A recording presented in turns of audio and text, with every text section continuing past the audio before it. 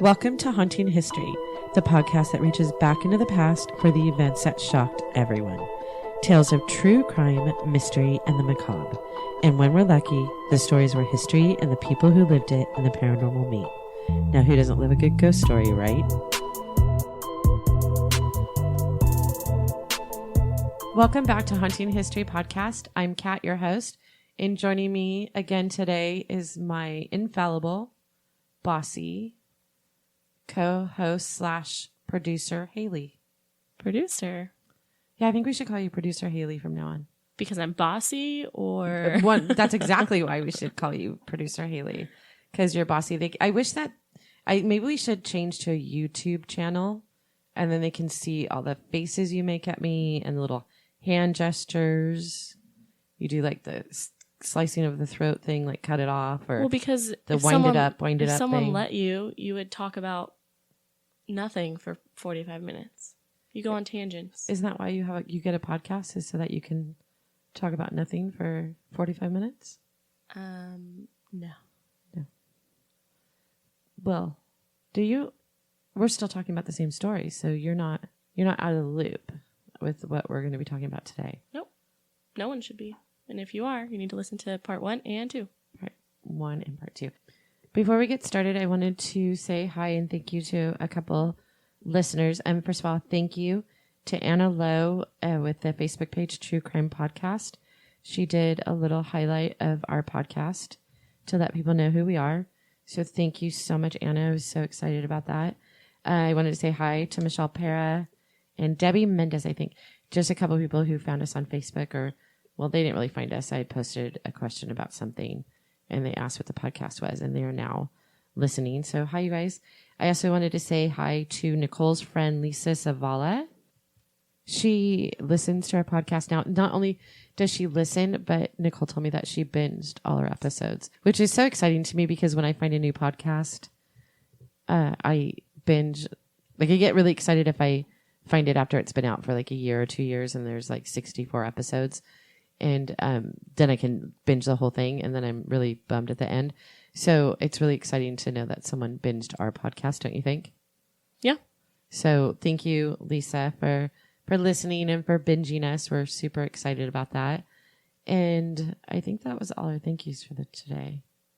But you get shout outs if you join Patreon, right? You do. You get shout outs. That's true. I forgot. We haven't plugged our Patreon for a while. A long time. Because we're super bad about posting on it right now. Yeah, except there might be bonus content in the next couple of weeks, right? Yeah, we're hoping. I'm really excited to do our next episode. It's a story I guarantee you haven't heard. And I'm trying to set up interviews. I've already talked to one person.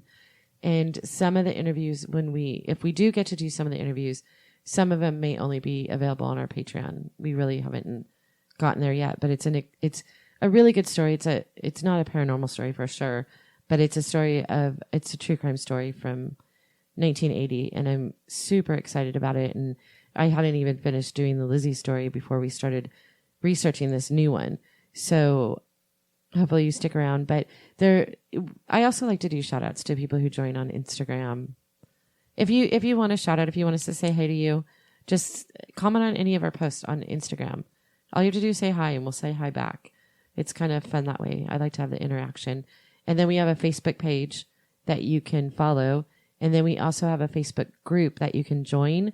You'll find it through the Facebook page and request to join, and Tress will add you. She likes to post different things on that group. So go ahead and join us there and say hi, and then we can say hi to you on our next episode, or one of the next episodes. So today we're in the third part of Lizzie Borden and the aftermath. And I was really surprised by how many people commented or wrote to me that they had no idea that Lizzie was found not guilty. What about you, Haley? Did you know she was found not guilty? Yeah, I did know that. Oh, you did? Yeah. I was shocked by how many people just assumed she was guilty, probably because of the rhyme and stuff. Yeah, and I think just because, why not? Who else? They just assumed she did it. A suspect, yeah. Yeah. I assumed that most people did know that she was found not guilty, but, shocking. A lot of people didn't. So this episode is about the aftermath. And 5 weeks after the trial, Lizzie, who changed her name to Lisbeth, and Emma purchased and moved into a new house. I mean, clearly they weren't happy in the old house, and would you stay there? People say one of the reasons why they think she was guilty is because she bought the new house. Really? That doesn't make sense to me. Well, because they weren't happy. If people think that she killed her dad because of the money and the fact that he had them so living, without running water, without below bathrooms or that the first thing she would do, of course, she would go buy a new house. But also, if two people are murdered in your house, that's more the reason why you want to move too. Right. But ironically, where Emma and Elizabeth or Lizzie moved was to the fashionable area that we talked about in the first couple episodes. So it happened to also be a nicer area. They moved to the hill. They moved to 906 French Street in Fall River. It was a 13-room stone house. It was located on the hill, which was the most fashionable area of the city, and Lizzie named the house Maplecroft. She had the name carved in the top step leading to the front door. Recently, I wanted to say something about the houses. The people who own the Lizzie Borden bed and breakfast, where you can stay where Abby and Andrew were murdered, the same people purchased Maplecroft. Wait, so the house that they were murdered in is a bed and breakfast? Oh, you didn't know that? No. Yeah, the Lizzie Borden house is a Lizzie Borden bed and breakfast. Ugh. You can go stay in the room. And the most requested room is the room where Abby was murdered. No? I don't know that I would want to do that. You'll stay in the Cecil Hotel, but you won't. That's different. How is that not different? Someone making money off of people dying. Well, they're booked all the time. I'm sure it's very profitable, but it seems creepy and nasty. Well, the house wasn't that big to begin with, so now it's a little tiny bed and breakfast. And the same owners purchased the Maplecroft house. So they're going to open another bed and breakfast for where Lizzie lived the second half of her life. They said that the reason they purchased it was their goal was to tell the story of the second part of her life, which was what I just said. How funny. They said that she was a complex character. She's not just an alleged axe murderer. So they wanted to expand their monopoly on the Lizzie Borden tragedy. Right. Mm-hmm. 2 years after the murder, Lizzie and Emma also purchased a 10-foot tall blue granite monument for their famously deceased relatives, spending more than $2,000. But if Lizzie thought that she was going to get a fresh start in town, or that during the trial, I think I had mentioned that people were picketing for her and saying free Lizzie and things like that, she probably thought she was going to walk out of there and have supporters. She did not. Yeah. It was the opposite. People refused to sit near her in church, and children, probably daring each other to tempt her, would ring her doorbell in the middle of the night and pelt her house with gravel and eggs. So she had no one except for her sister Emma. The thing that didn't really help Lizzie at all is that in 1997, so 3 years after the trial, she was charged with the theft of 2 paintings from a store in Fall River. They never filed any charges, and it's believed that the affair was settled privately, but that didn't help her at all. That became public knowledge. In 1904, Lizzie and Emma attended a play and were invited backstage to meet the actresses. Lizzie may not be famous, but she was definitely infamous. People knew who she was. She met an actress named Nance O'Neill, and for the next 2 years, Lizzie and Nance were inseparable. She had parties at her house. She let Nance stay there. Nance would have all the theater troupes over. It was like a constant party at Maplecroft. About the same time, Emma separated from her sister and moved to Fairhaven, Massachusetts. She lived with another family. They literally stopped speaking to each other, and no one to this day knows why. The sisters? The sisters. Emma moved away. And some people blame the whole Nance O'Neill friendship, that Lizzie kind of lost herself in that. But here's the thing. And a lot of people say that Lizzie was a lesbian and that Nance O'Neill was her lover. But the thing is that Lizzie was ostracized from all she knew. And this theater group were more than willing to accept her. So I think people are jumping to conclusions that there was any kind of a romantic involvement with her new friend. it may have just been that she felt accepted by all these people. It was all she had. Right. Mm-hmm. And maybe on the other side of that coin is that Emma didn't care for it. You know what I mean? Like, she was fine with it just being the sisters together. Or it could be more sinister than that. Do you know what I'm saying? Mm-hmm. It could be that the sisters committed the murders together. Who knows? We don't know. So when Emma moved to Fair Island, she lived with a family of Reverend Buck. And then around 1915, she moved to Newmarket, New Hampshire. And as far as I know, lived by herself other than a servant. Mm-hmm. Lizzie died on June 1st, 1927, at the age of 67 after a long illness following gallbladder surgery. And the weird thing is that Emma died 9 days later. They were not even near each other. They were not speaking to each other. Yeah. And she died 9 days later as a result of a fall down the back stairs of her house. They were buried together in a family plot, along with the sister I had mentioned who had died in early childhood, their mother, their stepmother, and their father. So they were all in the same. They're all buried in the same thing. Both Lizzie and Emma left their estates to charitable causes. Lizzie designated $500 for the perpetual care of her father's grave. Just her father's grave. It doesn't seem like a lot of money, but back then that was a lot of money. Bridget Sullivan never worked. You remember who Bridget Sullivan is, the maid? The maid, yeah. Bridget Sullivan never worked for the Bordens again. After the terrible events of the murder and the trial, she left town. She lived in modest circumstances in Butte, Montana. Butte? I know. Why did I say B-U-T-T, Montana? Yeah. Is it Butte, Montana? I don't know. She lived under modest circumstances in Montana until her death in 1948. Those who suggested that she'd been paid off to keep quiet about the murders could find no evidence of what she left behind. It's been almost 130 years since the murders in Fall River, and we still can't be sure of what we know about them. Perhaps because the case remains unsolved, we still have a fascination for the events surrounding the murders.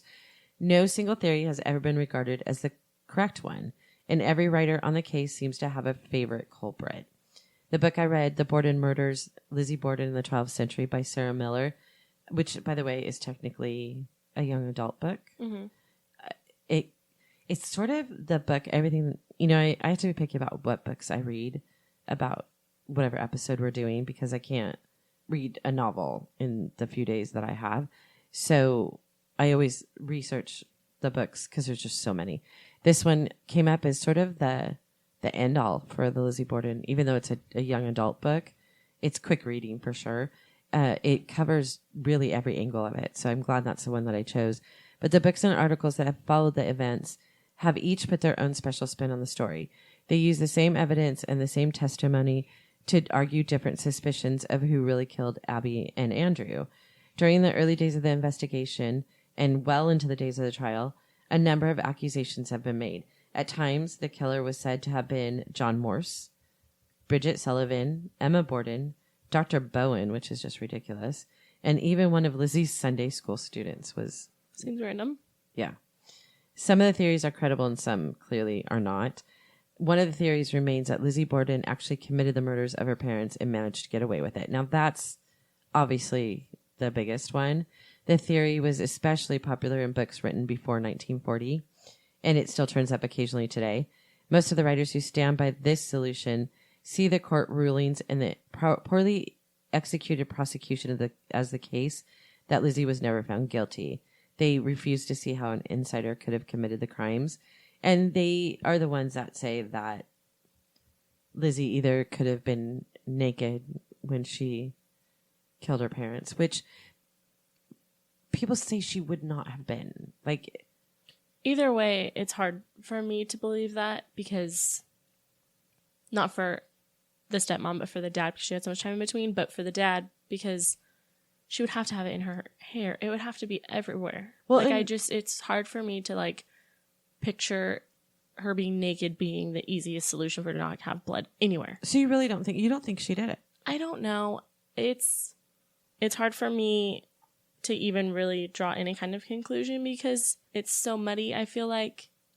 Well, the police did not do a good job. No. And they didn't stand her up and inspect her because of the time that it happened in the Victorian age. They couldn't be handsy and say, okay, let's bring in a woman police officer and pat you down and look at what's underneath those clothes. Yeah. what I find the most interesting and what I wish we knew more about was the axe murder that happened after it. Well, they arrested an immigrant for that murder they say that he confessed. But again, shoddy people police work. confess Yes, all the time. I know. Exactly. But like that would be kind of more believable to me. Well, where was this person between Abby's murder and Andrew's murder? I don't know. See, that's the whole thing. Like, if it was an outsider who did it, and I think if both of them had been murdered at the same time, we wouldn't be having this conversation, because the biggest confusion is that Abby died an hour before Andrew did. So where was that person for an hour? Were they hiding in a house where Bridget and Lizzie were at? And the other thing is, Lizzie said that she was upstairs. When Mrs. Churchill went upstairs with Bridget to look for Abby, they didn't even get up all the way up the stairs before they knew that Abby was dead, because the stairs became level with the floor. So they saw Abby's body. If Lizzie had gone up the stairs, why didn't she see that? Are we sure she went up those set of stairs? Yes, she claims in one of her testimonies, she claims she was coming down the stairs when her father came home. I don't know. That's what I mean by it being muddy. Like, nothing really makes sense. And what about the laugh that Bridget heard? Yeah, well, then you could talk about the note, too, that she was where'd the going note to be go? gone, and then where'd the note go? And then when she was home again? Like, it's a lot of confusing things, I feel like. And they say that if Lizzie had been the culprit, she would have had to have a lot of careful planning to kill Abby and then wait patiently for an hour and then kill her dad and then still interact with Bridget Sullivan. I mean, unless she was a sociopath, she's just going to like hang out and it's all going to be fine. Yeah. And if she was a sociopath, would her sister really have stayed with her? I don't know. I mean, we can't talk about what an actual sociopath is because we have no actual idea. But Yes. Just by like a Google search or whatever, a sociopath, that's why sociopaths are so scary, is because they're manipulative and easy to get along with, and they're charming and whatever. Her sister might have not had any idea. You know what I mean? I guess I always assume that if Lizzie was the killer, Emma knew. I don't know why that's an assumption on my... I mean, Because you have a sister? It's just my assumption. I guess. Yeah. My sister's not a murderer, but I'm assuming that if she did it, then automatically Emma knew, or at least suspected it. I guess. I don't know. They also say that the killer was obviously in a frenzy. You don't hack someone to death without being, again, unless you're a sociopath, being worked up to a certain point. It seems unlikely that she would be able to stop what she was doing and go iron handkerchiefs and hold conversations and do household duties, all between the fact that she, in a frenzy, killed one person and then was going to do it again. Mm-hmm. There's also the glaring problem of the blood. Lizzie did not kill. If she killed her stepmother, there would have been blood on her dress. She may have had time to change, but Bridget would have seen something. So, she could have went to the barn to clean up and everything, because the barn did have water. There's also some writers who say that Lizzie and Bridget planned the murders together. Yeah, I don't know, though. And that when Bridget went to Alice Russell's house, she took the hatchet with her. I think it's more believable if there's going to be two people. I think it's more believable that Lizzie had somebody help her. That was never talked about. Right. I think that's more believable than the maid. Another maid, yeah. They say that with that theory, they say that they use it to explain the testimony that each woman gave the day of the murder, never implicating each other. Like, they never said anything bad. Like, Lizzie never, ever pinned anything on Bridget. She protected Bridget, and Bridget, vice versa, did her best to protect Lizzie. Although Bridget was one of the witnesses for the prosecution, she was not a witness for the defense. She really still never said anything bad about Lizzie. And they say that the other reason why they think this too is that Abby weighed close to 200 pounds. How did Bridget nor Lizzie hear Abby fall to the ground? Yeah. But then again, if they were outside, who knows the timing of it. So it seems hard to believe that Lizzie did commit the murders for all the reasons that we said, like this, the blood, all that other stuff. It doesn't mean that she wasn't guilty in other ways. In other words, while she may not have actually handled the hatchet, she may have known who did.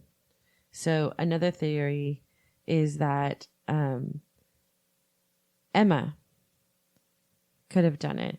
It's been noted that with some suspicion how she may have arranged an alibi in herself, claiming to be 15 miles away in Fairhaven, but actually returned to Fall River, hid upstairs in the Borden house, committed the murders, and then returned to Fairhaven, where she then received the telegram from Dr. Bowen. Once Lizzie is accused, the two sisters worked together to protect each other. Later, the women had a falling out over their father's estate and Lizzie's alleged affair with Nancy O'Neill. However, neither one of them ever spoke of the murder again. So other people believe that Emma really wasn't even in Fairhaven. Yeah, but that's the thing with this case. I feel like if you break up each part that's like suspicious, you have a different suspect. Like, she's a suspect because it took her so long to get on a train to come back. So it makes sense that maybe she wasn't in Fairhaven to begin with, and that's why she didn't take the first train out of Fairhaven. But that's why it's hard for me to pick something in this case, because if you break it up in all these small spots, everyone's a suspect. Yeah, right. So it's like it's hard to look at it and pick one person. Writer Victoria Lincoln proposed in 1967 that Lizzie may have been sort of in a psychotic state where they call it like reverse amnesia, where she doesn't even remember that she did it. Yeah. Which, okay, let's not even, this is really, to commit a murder like that, yes, I think that could happen in a fit of rage, but to have it planned where she killed one person and then waited an hour and then killed another, come on. Yeah. That would take you out of that state. But another prominent theory suggests that Lizzie was physically and sexually abused by her father, which drove her to commit the murders, like plan the murders and commit the murders. There's little evidence to support this, but incest was not a topic that would have been discussed at that time at all. And the types of methods for collecting physical evidence would have been different in 1892. This theory was actually mentioned in local papers at the time of the murders, and then was revisited by a lady named Marcia Carlyle in a 1992 essay. For reasons I'm going to get to, I'm not buying that. Mystery author Edward McBain, in his 1984 novel Lizzie, suggested that Borden committed the murders after being caught. Now, this is the most outrageous one. That Lizzie had committed the murders after being caught in a lesbian clinch with Bridget. That her and Bridget were really lesbians, and Abby walked in on them.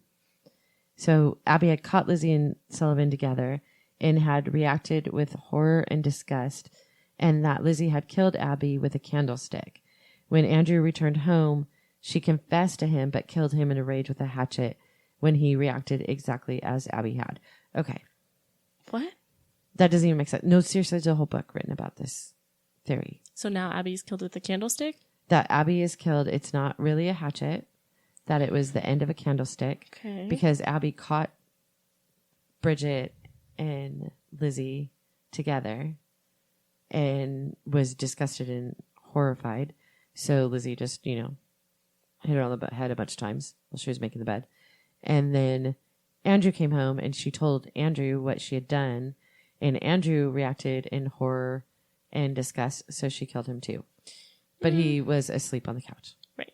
So I'm going to go with no. Yeah, that's a whole book about that. This author also speculates that Sullivan disposed of the hatchet somewhere afterwards, which other people have said that too, that Bridget was in on it. And when Lizzie sent her running to go get people, that she disposed of the hatchet somewhere else. But how would that have never been found? She went across the street, right? Or no? She originally went just across the street. I don't know, dropped it in some bushes. The police didn't search the neighborhoods. I guess. In later years, Lizzie was rumored to have been obviously in love with women with the Nance O'Neill thing, but there's never been any speculation about Sullivan. She found other employment after the murders and later married a man she met while working as a maid. And when she died in 1948, she allegedly gave a deathbed confession to her sister, stating that she had changed her testimony on the stand in order to protect Lizzie. As in, she knew Lizzie did it? But nobody says what she changed, what she lied about, basically, on the stand. And again, I want to go back to the fact that's kind of bullshit, too, because Bridget she was one of the witnesses for the prosecution. She wasn't one of the witnesses for the defense. So, yeah, no.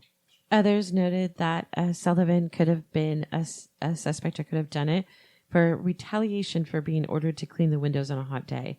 The day of the murders was unusually hot, and at the time she was still recovering from the mysterious illness that the whole household had. So what? She was just supposed to get so angry that someone asked her to do something that... Yeah, that she killed Abby and then waited an hour and then killed... Yeah, no.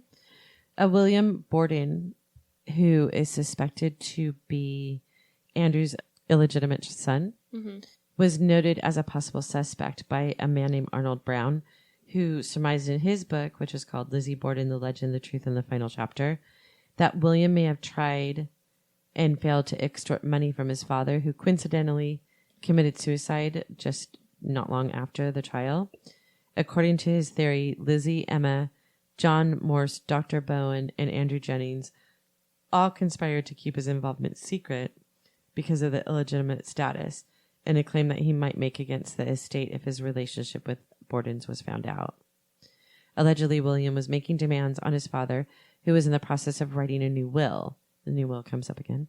Borden rejected the boy, and William became enraged.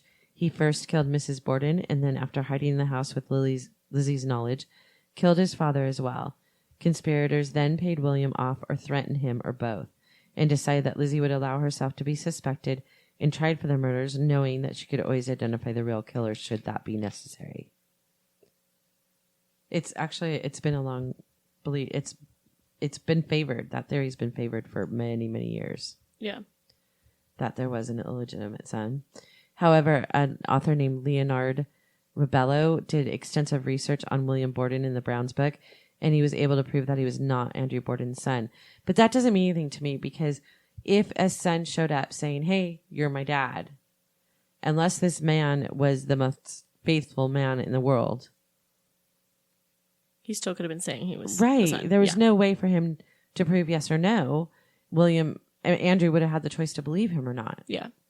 So this man saying, "Oh, no, he did not have an illegitimate son," but there's no way that he could have said that. Yeah. You can't say that now because their DNA isn't available. So that doesn't even make sense. But someone else says that they think that the prominent suspect was John Morse, which I lean towards that a lot too. Is that the visitor? That's the uncle. Remember. Okay, yeah. He rarely met with the family after his sister died, but just happened to be sleeping in the house the night before the murders. Yep. But then didn't he leave? He just went down the street. He didn't leave in the morning. Yeah. I mean, if we're going to blame Emma, who supposedly was 50 miles away, why not John Morse, who was just a couple blocks away? I guess. I don't know. It says that law enforcement said that Morse had provided an absurdly perfect and over-detailed alibi for the death of Abby Borden. He was considered a suspect by the police for just a short time. Okay. Unless your alibi is being seen by 50 people in a room, I don't see how there's ever any ironclad alibis. Yeah, well, that's... Especially considering I really don't feel like the police did their job back then. Yeah. The police also received many confessions. A man claiming to be another illegitimate son of Andrew said he killed them and dropped the bloody hatchet from a steamboat. He said it was because Andrew had agreed that he would pay him to keep quiet with a monthly stipend, but Abby learned of it and made Andrew stop paying him, which is why he killed her also. A woman actually confessed to killing them too. No reason, but she ended up in an insane asylum. So they didn't take her seriously. The random confessions always confuse me. Right? Because why? I don't know. I mean, I guess people like the infamy of it. People get this idea but that you gotta have something mentally off. Well, if you're going to murder someone, you're not sane either. So what's your point? I know, but if you didn't murder somebody and you're still confessing for some random reason. I guess that's how you still go to heaven, right? They didn't kill anybody, but they pretend like they did. I don't know. Yeah. Since, everybody knows my obsession with Ancestry.com, I found out a little bit more about Lizzie Borden's famous kin included a number of notable people, including Gail Borden, founder of the Borden Company, like Borden Salt? No, but sure. The Borden Company. And actress Elizabeth Montgomery. Do you know who Elizabeth? You probably wouldn't. She played Bewitched. She was the Elizabeth Montgomery, famous, beautiful actress. This is a weird thing. Lizzie is technically related to, or let's say it the other way. Elizabeth Montgomery, the actress, in her family tree, you will find Lizzie Borden. Ironically, in the 1975, she did a made-for-TV movie called The Legend of Lizzie Borden. So are they related or not? They are related. Elizabeth Montgomery, the actress, is related to Lizzie Borden. And played. And in 1975, she was in the movie. Interesting. The Legend of Lizzie Borden. I know. Because she probably wouldn't have known that. I mean, the way that we do family trees now. Yeah. There's this amazing website. I kind of, again, people know how obsessed I am with Ancestry. And this was a really difficult episode for me not to get lost in Ancestry.com.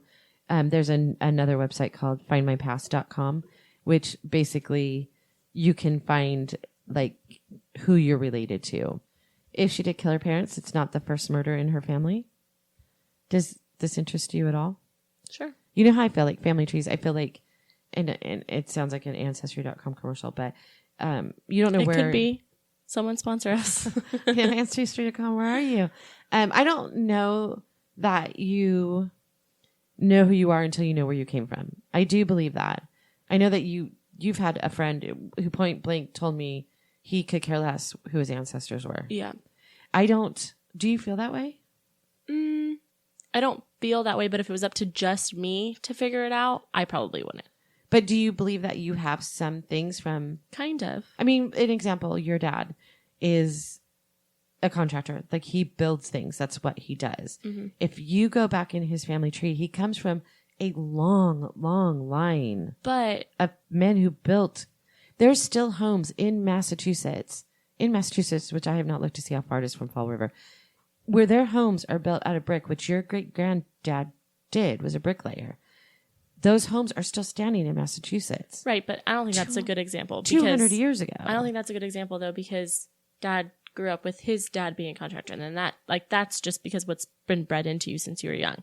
What is more interesting, which I'm surprised you didn't make this one an example, is how like you're so obsessed with boxing, right? That you had a boxer in your family. Yeah, that is more interesting to me.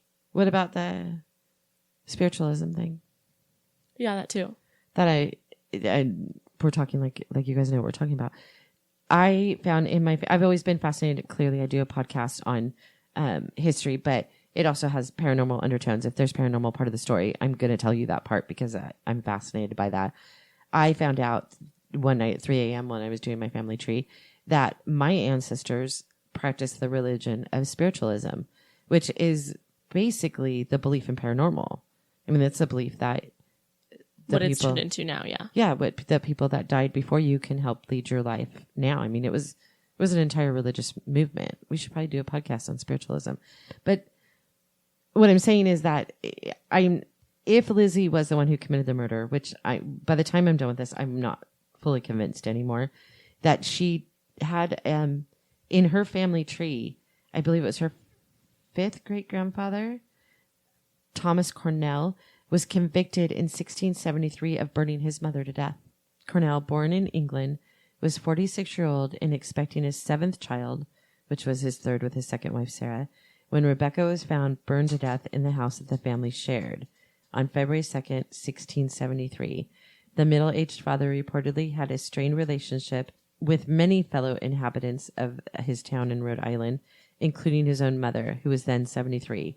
But during the trial, several months later, it wasn't just testimony about his character that sent Cornell to the gallows. Rebecca's brother, John Briggs, took the stand to describe in a dream in which his sister revealed from the grave that the death was far from accidental. So he was hung for murdering his mom. Mm-hmm. And the way that he was convicted was because his brother claimed to have a dream that their sister came to them and said that her burning was an accidental. He really murdered her. Right. So that's in Lizzie Borden's family tree for those interested in the family tree angle. So who did kill Abby and Andrew Borden?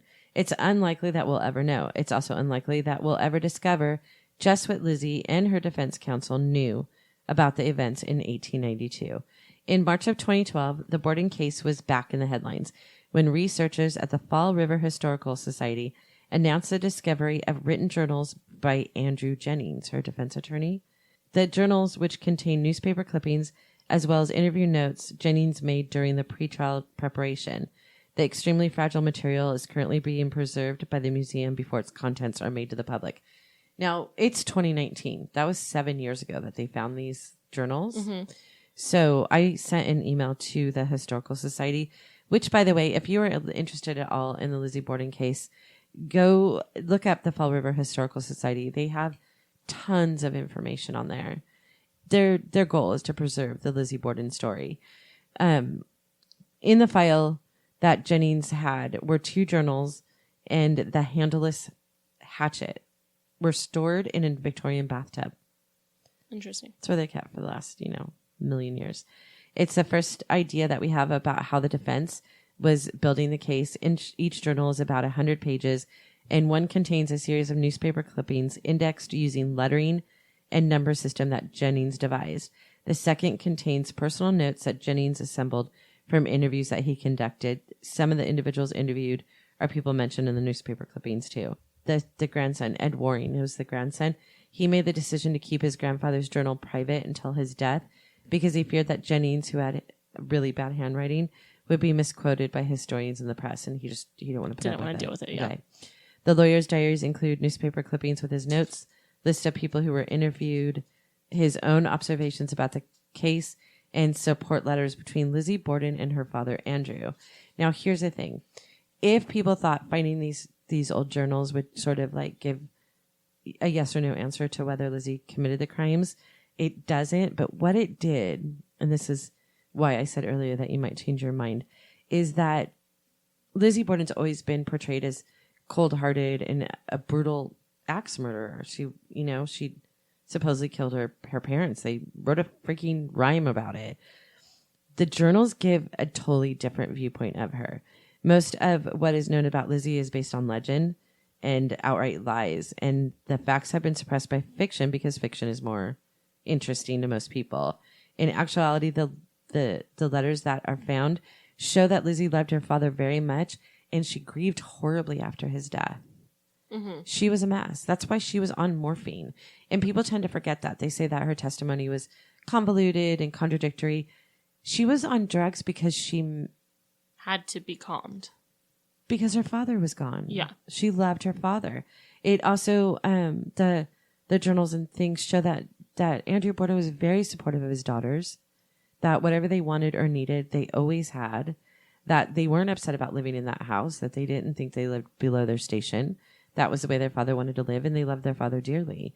So I'm not certain why it's taking 7 years for these journals to become available. But I don't know. I mean, if I get a response back from the Historical Society, they're only open seasonally, so they don't open until I think it's this week coming up. When they write me back, we'll do like a little update on bonus on Patreon. Maybe a little bonus episode on Patreon. Why those files? Because I think those files are very important. I mean, someone held on to them for 130 years. Now, since the murders and the trial, the house, like I said earlier, is now the Lizzie Borden Bed and Breakfast Museum. It's a time capsule of the era when the murders took place, and it's a really quaint inn. Guests come from all over the country and are able to sleep in the room where Abby Borden was killed. But all of them do not sleep peacefully. Not all of the spirits here rest in peace, they say. Guests and staff members alike have had their strange share of experiences in the house. Some have reported the sounds of a woman weeping. Others claim to have seen a woman in Victoria-era clothing dusting the furniture and straightening the covers on all the beds. Occasionally, she even happens to do this when the guests are still in the bed. Others have heard the sound of footsteps going up and down the stairs and crossing back and forth on the floor above, even when they know that the house is empty. Doors open and close as well, and often muffled conversations can be heard from inside vacant rooms. One man who had very little interest in ghosts and only went there because his wife dragged him there, claimed to have accompanied his wife to the inn one night, and he took their luggage upstairs. The room had been perfectly made up when he entered, the bed smooth and everything in its place. Over the course of a few minutes of unpacking, he happened to look over at the bed again and saw that it was now rumpled, even though he was alone in the room and he had not been near it. With a start, he also noticed that the folds of the comforter had been moved so they corresponded to the curves of a human body. On the pillow, there was an indentation of the shape of a human head. His wife found him a few minutes later sitting in the downstairs sitting room, very pale and quite nervous. When she asked him what was wrong, he took her back upstairs to show her the strange appearance on the bed. However, when he opened the door, the pillow had been plumped up and the comforter looked just as it had been. That room, and they were staying in the room where Abby Borden was murdered. So, ghost stories galore. I'm sure. If you Google the Lizzie Borden house. Yeah. And it's not just about the axe murders. It's a lot about, a lot of people hear voices a lot and walking around upstairs. Yeah. So you're not surprised the house is haunted, or you're not I'm not surprised surprised that when people say it's haunted. So, very good. Haley's shitting all over everything. I'm just... That house has got to have, regardless of who committed the murders. If you believe in ghosts, it's haunted, I'm sure. It is unlikely we will ever know the truth of who killed Abby and Andrew Borden. What we do know is that Lizzie Borden is still one of the most famous suspected murderers in United States history. She will forever be known as the girl who killed her parents, not because of the evidence against her, but simply because there's no evidence to prove she didn't. Thank you for listening to this episode of Haunting History Podcast. Be sure to like, follow, and comment on Facebook, Instagram, and Twitter at Haunting History Podcast. And don't forget to subscribe, rate, and review wherever you listen to all your favorites. Visit our website at hauntinghistorypodcast.com for more information on each episode. Until next time, I'm Kat, and remember, the living are far scarier than any ghost.